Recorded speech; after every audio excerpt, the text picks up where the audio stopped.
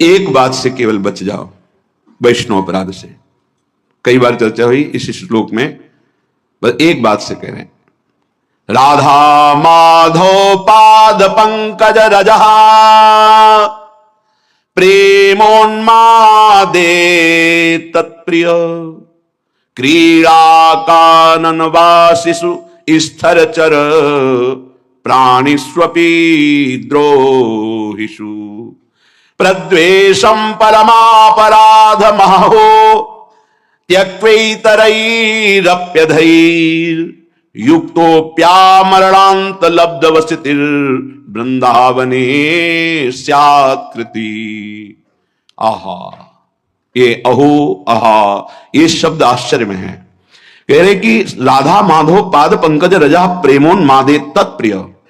आप जिस रज में बैठे हैं ये प्रिया प्रीतम की पावन चरण रज है, ये गोपियों के आंसुओं से भींगी हुई रज है, ये प्रेमियों के आनंद अश्रु विरह अश्रुओं से भींगी हुई रज है। लाखों असंख्यों प्रेमी हो गए हैं, ऐसे अद्भुत अद्भुत जिनकी जैसी वृत्ति प्रकट होती वैसे प्रिया प्रीतम लीला करते, ऐसे समर्थ महापुरुषों की चरण रज में, प्रिया प्रीतम की चरण रज में, ऐसे परम पावन आंसुओं से भींगी हुई भूमि में आप बैठे हुए हैं, आप आए हुए हैं, जो वृंदावन धाम आए हैं, प्रियाजू की कृपा से आए हैं। यानी राधा माधव पाद पंकज रजा प्रेमोन्मादे तत्प्रिय। केवल वास कर रहे हो, अब आगे का कार्य वृंदावन करेगा, रसकों का संग देगा, रसमयी रस रीति उपासना मिलेगी, आपको प्रेमोन्माद तक धाम पहुंचा देगा। पर तत्प्रिय क्रीड़ा कानन वासिषु, जो प्रिया प्रीतम की इस रास विलास भूमि में वास कर रहे हैं वो बहुत प्रियजन हैं। स्थिर चर प्राणिस्वपि द्रोहिषु, चाहे वो चल हो या अचल हो, बस इनके अपराध से बच जाओ। प्रद्वेषम परमापराध महो त्यक्त्वेतरैरप्यधैर्। यदि तुम इस वैष्णव धाम में वैष्णव अपराध, एक अपराध से बच गए, इस महाअपराध से यदि बच गए, तो तुमसे कैसे भी यहां पाप हो गए हों, यदि आमरण वृंदावन का वास स्वीकार कर लिए हो, तो तुम्हें प्रिया प्रीतम की पक्की प्राप्ति होगी। कह रहे हैं युक्तोप्यामरणांत लब्धवसतिर् वृंदावने स्यात्कृति प्रद्वेषम परमापराध महो त्यक्त्वे तरैरप्यधै। और बहुत से पाप हो जाए, कोई तुम्हें नहीं रोक पाएगा प्रिया प्रीतम से मिलने के लिए। ये धाम अपने प्रताप पर आमरण, यही सदगुरुदेव भगवान ने बताया था। जब प्रारंभ में काशी से आए हुए महाराज जी से जब जुड़े तो एक भय लगा, क्योंकि पुरियों की महिमा, धाम की महिमा, महाराज जी यहां तो रज की वंदना की जाती है, जो रज शिव शनकादि की याचत सो रज शीश चढ़ाऊं। अब इस रज में लघु शंका का त्याग करते हैं, मल का त्याग करते हैं, क्योंकि यहीं रहते हैं और शरीर के द्वारा कोई ना कोई त्रुटि भी हो सकती, जो आप पाप कहा जा सकता है धाम में। तो कैसे उसका मोचन होता है? क्योंकि हमने सुना है कि अन्यत्र कहीं पाप बन जाए तो तीर्थ अवगाहन से, गंगा यमुना आदि के अवगाहन से पाप नष्ट हो जाते हैं। अगर गंगा यमुना तीर्थों में पाप बन जाए तो संगम तीर्थराज प्रयाग, वो तीर्थराज है, वहां अवगाहन करने से पाप नष्ट हो जाते हैं। यदि तीर्थराज प्रयाग में पाप बन जाए तो पुरियों में, से द्वारिका है, काशी है, अवधपुरी है, ऐसे सप्तपुरियां जो है, अगर वहां अपराध बन जाए तो ब्रज 84 कोश महामहिम। अगर कहीं ब्रज 84 कोश में आपसे कोई पाप बन जाए तो मुकुटमणि, ब्रज मुकुट है और वृंदावन मुकुटमणि है, वृंदावन की रज का सेवन। गिरिराज जी के परिकर के ब्रजवासी जन अभी परसों के लग आए थे, तो उन्होंने कहा बाबा गिरिराज जी में रहूं, पर जब वृंदावन आऊं तो कुछ विशेष ऐसा क्यों लगे? उनका लाडली लाल नौ किशोर की राजधानी वृंदावन है। जय जय वृंदावन राजधानी, जहां विराजत मोहन राजा, श्री राधा श्री रानी, जय जय वृंदावन राजधानी। ये सदा सनातन इक रस जोरी, महिमा निगम न जानी। ये सनातन जोरी है, ये अवतार जोरी नहीं है कि अवतार लिया और अंतर ध्यान, ये सनातन जोरी है। श्रीधाम वृंदावन में यदि पाप बन जाए तो कैसे उससे मुक्त हुआ जा सकता है? क्योंकि शरीर है, कभी कोई त्रुटि हो जाए, कोई पाप बन जाए। तो सदगुरुदेव भगवान के वचन, उसी से हिम्मत बन गई। अखंड वृंदावन वास का जो सौभाग्य मिला वो इसी से, नहीं तो एक डर लग रहा था ऐसे महामहिम धाम का अपराध बन गया तो वो बढ़ता चला जाता है। कैसे? तो गुरुदेव भगवान ने कहा यदि आजीवन वृंदावन वास का नियम ले ले और उससे कोई अपराध बन जाता है तो धाम उसको मानता ही नहीं। बस एक अपराध से बच जाए, वैष्णव अपराध। ये सदगुरुदेव के वचन, श्रीपाद प्रबोधानंद जी महाराज। राधा माधव पाद पंकज रजा प्रेमोन्मादेत। आप वृंदावन की रज में बैठे हैं, रज का सेवन कर रहे हैं, वास कर रहे हैं, आपको प्रेमोन्माद तक पहुंचा देगा। कैसे? रसिकों का संग कराएगा, रस रीति की उपासना मिलेगी, प्रिया प्रीतम को आकर्षित करके आपकी तरफ दृष्टि, ये धाम करवाएगा। पर तत्प्रियो क्रीड़ा कानन वासिसु, प्रिया प्रीतम के प्रिय केली कुंज में, ये संपूर्ण वृंदावन प्रिया प्रीतम का केली कुंज है। कहीं रास केली, कहीं विलास केली, विविध केलियों से युक्त कुंज निकुंजों में हमारे प्रिया प्रीतम विहरण करते हैं, विहार करते हैं। इसमें जो वास करने वाले हैं, प्राणिस्वपि द्रोहिषु प्रद्वेषम परमापराध महाहो। यदि वृंदावन के अखंड वासी का आप अपराध कर दिए तो महापराधो महाहो। फिर प्रेमोन्माद की बात तो जाने दो। पीछे श्लोक में सुना था कि राधा माधव फिर उस पर कृपा दृष्टि नहीं करते। बोले अगर ये त्याग दिए तुम कि वैष्णव अपराध नहीं होगा। पीछे श्लोक में सुने थे, उसको व्याख्या करने में डर लग रहा था कि अनाधिकारी जीव कहीं दोष बुद्धि न कर ले, इसलिए उसे गुप्त कर दिया था। एक पंक्ति की केवल बात, वृंदावन का वासी उगता हुआ बाल सूर्य है, उगता हुआ, अभी उगा नहीं है, तुम उसके लिए दिवांध रहो। दिवांध कहते हैं उल्लू को। उल्लू क्या? दिन में उसको दिखाई नहीं देता। दिवांध रहो अर्थात उसमें यदि कोई दोष दिखाई दे रहा है, आंख हटा लो। अब वो दोष रहेगा नहीं, क्योंकि राधा माधव की राजधानी में रह रहा है, उनकी कृपा दृष्टि पड़ेगी, वो प्रेम से पूर्ण हो जाएगा। पर आप यदि दोष दर्शन करेंगे तो आपका हृदय अपराध से युक्त होने के कारण फिर धाम में टिकना मुश्किल हो जाएगा, परमार्थ में टिकना मुश्किल हो जाएगा, भजन मार्ग छूट जाएगा। अगर एक अपराध से बचा लो अपने आप को, प्राणिष्वपि द्रोहिषु प्रद्वेषम परमापराध महावो त्यक्तई, तो फिर कह रहे हैं अतरैरप्यधे, और कोई पाप बन जाए तो युक्तोप्या मरणांत लब्ध वसति वृंदावन स्यात्कृति, वृंदावन उसे महान सुकृति बना देता है, उसके कोई पाप नहीं मानता। इसी की टीका जो संस्कृत में की तो ध्रुवदास जी कहते हैं, वृंदावन ही प्रभाव सुनु अपनो ही गुण देत, जैसे बालक मलिन को मातु गोद भर ले। यदि कोई आजीवन वृंदावन वास स्वीकार करता है और बड़ा गलतियां करता है तो भी वृंदावन जैसे मल भरे बालक को मां दौड़कर गोद में ले लेती है, ऐसे वृंदावन स्वीकार। एक बात केवल, वैष्णव अपराध न बनने पावे, ये बस अंदर रखिए, धामवासी के प्रति कोई अपराध न बनने पावे। न लोक वेदो धृत मार्ग भेदई, राविस्य संक्लिश्यति रे विमूढ़ा, हठेन सर्व परिहृत्य वृंदा वनांतरे पर्णकुटीम कुरुध्वम। ऐ विमूढ़, कलिकाल है तो साधना के द्वारा सिद्धि नहीं प्राप्त कर पाएगा। क्या कर? ना लोक की सुन, ना वेद की सुन, और वृंदावन का आश्रय ले, वृंदावन का वास स्वीकार कर और रसिकों का संग कर। बहुत दुख पा लिया, अब दुख पाने का समय नहीं, महासुख में निमग्न हो जा। क्या कर? हठ पूर्वक सर्वस्व छोड़कर वृंदावन में अगर नहीं कुछ हो पा रहा तो फूस की झोपड़ी रख करके भजन कर और परम पद को प्राप्त कर। कह रे हठेन सर्व परिहृत्य वृंदावनांतरे पर्णकुटीम कुरुध्वम। किसी ने अपने गुरुदेव से कहा कि अमुक का आश्रम इतने एकड़ में बना हुआ है बाहर कहीं, यहां वृंदावन के वासी से। तो उन्होंने कहा कि पंडित जी आप अभी समझ नहीं पा रहे हो, यहां एक छोटी सी फूस की झोपड़ी बनाकर जो वास करता है उसकी बराबरी ब्रह्मा भी नहीं कर सकते, तुम एकड़ों से जोड़ रहे हो।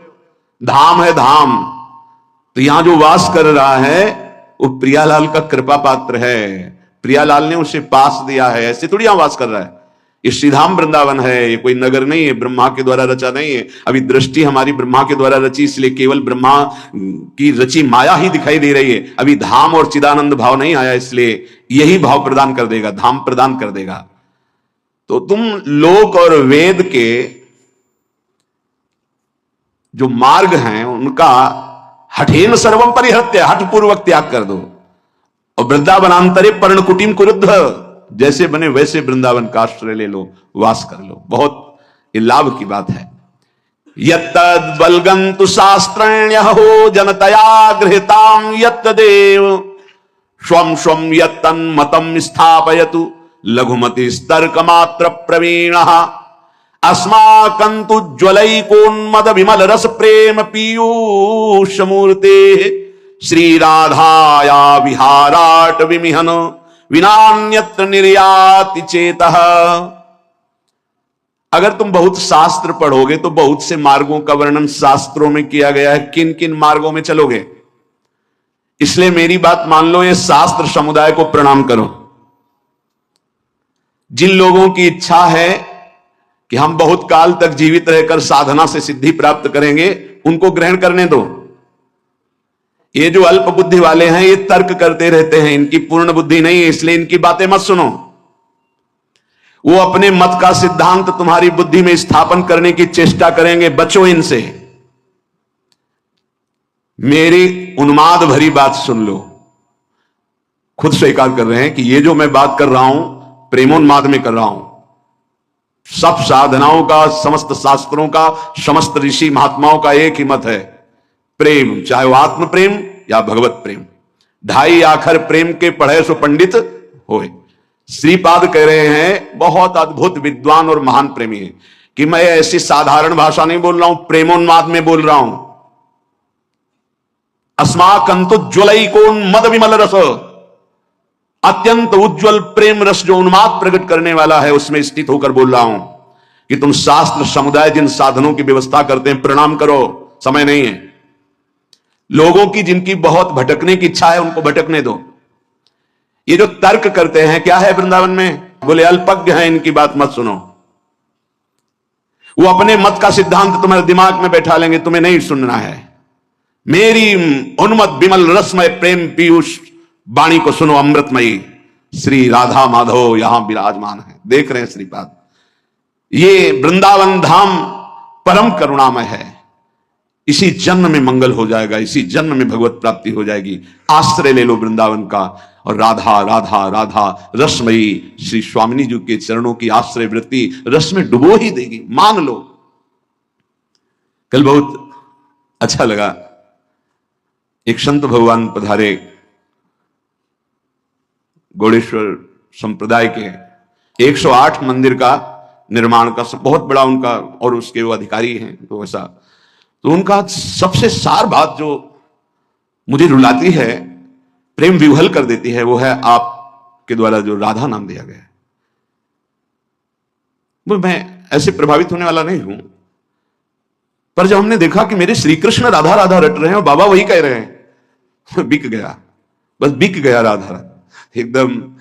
ये बात इस बात से ले कि इस बात से कि श्री कृष्ण जब कृपा करते हैं तभी राधा नाम में प्रीति होती है। लाल रंगीलो गाइए, हमारा सिद्धांत है रसवाणी का, लाल रंगीलो गाइए ताते प्रीति रंगीली पाइए। सब शास्त्रों का सार, आगम निगम पुराण अगोचर सहज माधुरी रूप निधि। बड़े वो कृपा पात्र हैं महापुरुष, जिनको हम महापुरुष कहते हैं, जिनको राधा नाम में अनन्य आसक्ति हो गई है। श्री कृष्ण तो पीछे पीछे डोलेंगे, आप कहोगे ऐसा कैसे? राधा राधा जपो, आपको खुद अनुभव में आने लगेगा, खुद अनुभव में आने लगे।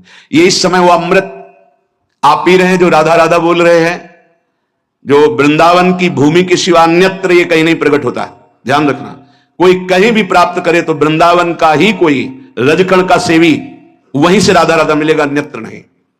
अन्यत्र है तो यहीं से है। यहां की वायु में राधा राधा, यहां के पत्ते पत्ते में राधा राधा है। और श्री जी की सेवा के लिए भी 42 लीला में आप सुन रहे थे कि हे प्रियाजू, मेरी एक विनय सुन लो, हा हा हा हा खाऊं। अर्थात यदि आप विनय मानोगी तो ही मुझे वो प्राप्त हो सकता है, ना कर दोगी तो मेरी जो मनोवांछा है वो अधूरी रह जाएगी। मेरे में सामर्थ्य नहीं, क्या आप अपने सेवा में मुझे रख लो, आज मुझे सेवा प्रदान करो। ये बाहर कहीं आप पढ़ेंगे, बाहर कहीं सुनेंगे? ये महल है प्रियाजू का, और यहां जो महल की टहल में है वो सब देख रहे हैं। यहां श्रीपाद को जो रस मिला, बड़े मर्मज्ञ महापुरुष हैं, ज्ञान समुद्र काशी में वास करने वाले अद्भुत विद्वान, अद्भुत वेदांती, जब इनको ये रस मिला वृंदावन का, तब ये कह रहे हैं कि मेरी बात मान लो, यत्तद वलगंतु शास्त्रण्य हो जनतया आग्रह्यताम यत्तदेव। शास्त्र में बहुत से साधन मार्ग वर्णन किए गए, नमस्कार, जो उनको करना चाहते हैं, बहुत समय व्यतीत करना चाहते, करने दो। स्वम स्वम यत्तन मत्तम स्थापयतु, अपने अपने सब मत तुम्हारी बुद्धि में बैठाने की कोशिश करेंगे, लेकिन लघुमति तर्क मात्र प्रवीण, वो छोटी बुद्धि तर्क के द्वारा वो आपको सिद्ध करेंगे कि वृंदावन ही सब कुछ नहीं है। बात समझना, बहुत ये सूक्ष्म विषय है। अस्माकं तु ज्वलैकोन मद विमल रस प्रेम पीयूष, मैं ऐसे नहीं बोल रहा हूं, वेदातीत स्थिति में बैठ के बोल रहा हूं। वेदातीत स्थिति अवच्छिन्न अनुरागम लभते, उस प्रेम पीयूष से बात कर रहा हूं, उन्मत्त होकर के कि सब तज वृंदावन का आश्रय लेकर राधा राधा रट, देख तुझे क्या प्राप्त होता है। अब पैसा तो लगा नहीं, इसलिए इसमें कीमत समझ में नहीं आएगी। बहुत सूक्ष्म विषय है।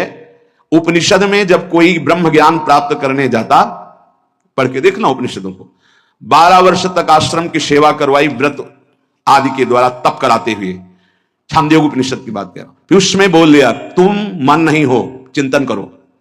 12 वर्ष के तप के बाद एक शब्द ब्रह्म ऋषि बोला कि तुम मन नहीं हो। फिर 12 वर्ष तुम प्राण नहीं हो। अपने आप अनुभव हो गया मैं कौन हूं, वो बताना नहीं पड़ा। नहीं नहीं नहीं तो जो है वो, अब यहां 5 मिनट में वो रस की बात सुनने को मिली जो अत्यंत गूढ़ है। तो आपको लग रहा है ऐसी तो रोज बातें होती रहती, प्रवचन की इस कान से सुना निकाल दिया। बहुत कठिन करके मिले, बहुत कष्ट से मिले तो उसका मात होता है। प्राणी की ऐसी कुछ सोच है, सहज में तो उसको विश्वास नहीं होता कि ऐसा कैसे हो जाएगा, ऐसा कैसे हो सकता है। कीमत लगा के मिले, कष्ट सह के मिले, तब उसको लगता है पता है ऐसे थोड़ी बात सुनने को मिलती, इतने लाख देना पड़ा, इतने दिन, तब अरे बोले सालों नंबर लगाने के बाद तब तो उसको लगता है कीमती है। और सहज में ऐसे गली चलते मिल जाए अमूल्य बात तो उसको समझ में नहीं आती। श्रीपाद कह रहे हैं मैं प्रेम में उन्मत्त होकर बोल रहा हूं कि आपको भी प्रेम में उन्मत्त कर देगा। श्री राधा विहार वन वृंदावन का आश्रय या वास दोनों में बराबरी है। यदि ठीक से आश्रय हो गया तो वास का ही फल मिलता है। और राधा राधा राधा, अब ये छोड़कर कहीं भी अन्य आश्रय मत लो। ना समय है, ना इतना ज्ञान है, ना इतनी सामर्थ्य है। राधा राधा पुकारो, अलवेली सरकार करुणामयी स्वामिनी, जिनके अधीन पर ब्रह्म परमात्मा तत्व है। चाहे मोक्ष चाहना, चाहे परम पद प्रेम, जो चाहना सब पूर्ण हो जाएगा। पूज्यपाद श्री उड़िया बाबा जी महाराज, भक्त को या भगवान जानते हैं या भक्त जिसे अपना परिचय करा देता है वो जानता है, दूसरा नहीं जान सकता। बाहरी किसी भी चेष्टा से आप अनुमान केवल अपनी बुद्धि के बल के अनुसार लगा सकते हैं, स्थिति को नहीं जान सकते हैं। केवल विद्वान भक्त को जान जाए असंभव, कि बहुत शास्त्रों का पढ़ा हुआ है तो भक्त को जान जाए। भगवान जानते हैं या भक्त जना दे जिसको, जैसे भगवान के लिए है सोई जाने जही देहु जनाई, जानत तुम्हें तुम्हें हो जाई। संसारी पुरुषों को हटाने में 1 मिनट लगता है, भक्तों को 1 मिनट, अपने आप हट जाएंगे सब। कबीरदास जी महाराज काशी में विराजमान थे, लाखों की भीड़ जुटने लगी। जब उनका अद्भुत अद्भुत चमत्कार प्रकाशित हुआ तो लाखों की भीड़ जुड़ने, पर चमत्कार तभी प्रकाशित होता है जब चिदानंद में चित्तवृत्ति जुड़ती है और संतों के प्रति भगवत भाव होता है। अपने कर कमल से कबीरदास जी बुन करके जो वस्त्र वो बाजार में बेचते, मूल से पुनः खरीदते और जो मुनाफा होता उससे संत सेवा करते थे। एक दिन पूरा थान लेकर के गए तो एक संत भगवान की मंडली थी, तो संत भगवान जो मुखिया थे आए और कहा पूरा वस्त्र दे दो, सबके लिए लंगोटी और अचला का काम करेगा। दे दिया। अब जब मूल ही नहीं मिला तो मुनाफा की क्या बात, तो घर में ना तो सेवा के लिए कुछ, तो जाके एकांत तो बैठ गए कि अब क्या करें। घर जाते जब मूल मिलता तो उससे धागा खरीदते, जो मुनाफा मिलता उससे संत सेवा घर का कार्य चलता। एकांत बैठ गए और भगवान नाम जपने लगे। भगवान ने देखा कि कई संत समय से आ गए, जहां बहुत श्रद्धा से सेवा होती है वहां संत भगवानों की कृपा होती रहती है। भगवान तत्काल गाड़ियों में आटा चीनी घी ये कई गाड़ी सब सामग्री भर करके पहुंचे। कबीरदास जी की माता जी थी, उनसे कहा कि आज वो आ नहीं पाएंगे, किसी कार्य में हैं, ये सब सामग्री भेजी, आज बड़ा मुनाफा हुआ है। बहुत बड़े धनी को उन्होंने वस्त्र बेचा है, जबकि एक मूल भी नहीं मिला था, कुछ संत को दे दिया था। तो संत के स्वामी कौन है? हरि। तो बहुत बड़े धनी से सौदा हो गया ना खूब। और कहा जब तक वो आए ना तब तक यहाँ के काशी के जितने भी विद्वान ब्राह्मण संत महात्मा सबके यहां सीधा तो एक कोतवाल होते हैं सूचना देने वाले संतों में, पूरी काशी में कि कबीरदास जी घी चीनी ये और 2-2 मोहरे स्वर्ण की भेंट में।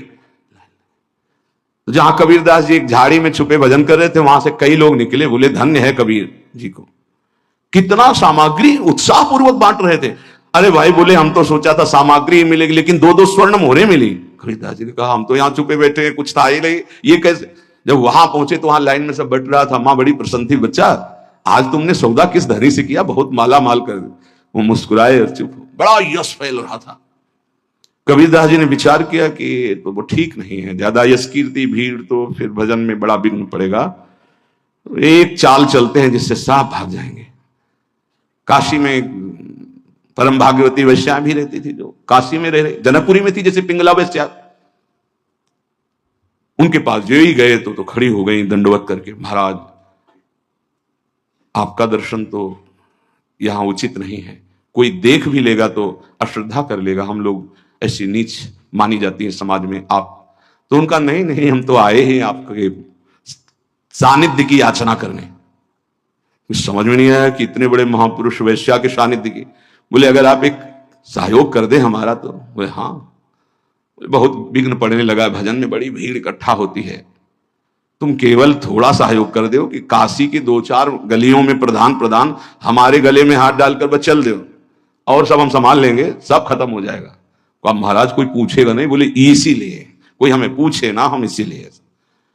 तो महाराज हम तो निर्लज ही है, जहां चाहो चाहे और आपके साथ हमें और कोई।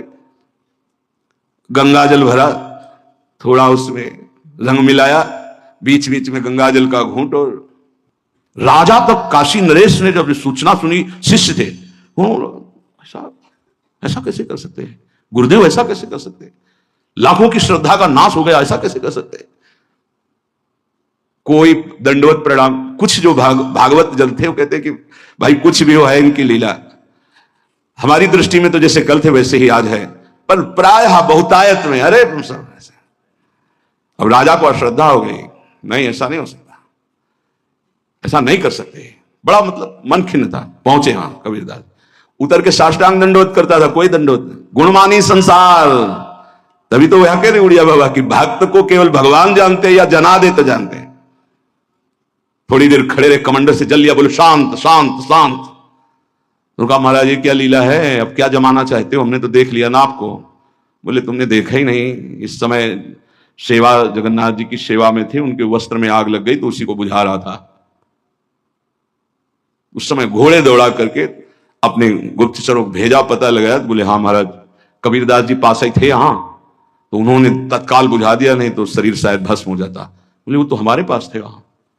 बोले वो सिद्ध पुरुष हैं, भगवत प्राप्त महापुरुष हैं, आए साष्टांग दंडवत की। बोले गलती हो गई हम आपको पे। बोले आपको इसलिए मैंने अपना परिचय दिया है कि अगर राजा धर्म भ्रष्ट हो जाएगा तो ठीक नहीं है, ये तो बावरी प्रजा है। भक्त को केवल श्री भगवान जानते हैं, या भक्त जिसे परिचय करा दे तो जानते, अन्यथा जानना बड़ा मुश्किल है। भक्त परिपक्व अवस्था को वही प्राप्त होता है जो आराध्य देव, उनका भजन और गुरु चरणारविंद की पराधीनता, 3 बातें जो स्वीकार करता है वही परिपक्व सिद्धावस्था को प्राप्त हो जाता है। ध्यान दीजिए, आराध्य देव प्रिया प्रीतम, उनका निरंतर भजन और गुरु चरणारविंद की पराधीनता, उनके आदेश के अनुसार जीवन, वो सिद्ध पुरुष हो जाता है। धीरे धीरे वृत्ति उसकी परिपक्व हो जाती है।